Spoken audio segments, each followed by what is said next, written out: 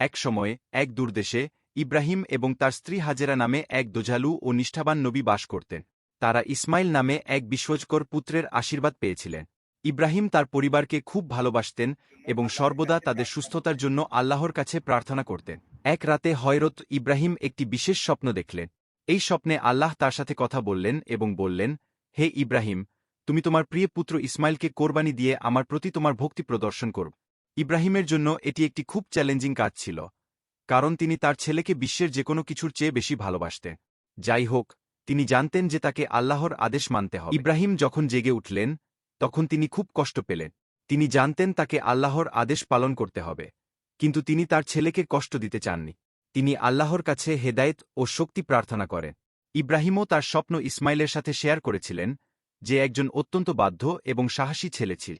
ইসমাইল আল্লাহর আনুগত্যের গুরুত্ব বুঝতে পেরেছিলেন এবং তার বাবাকে বলেছিলেন যে তিনি যা আদেশ করবেন তা করতে প্রস্তুত।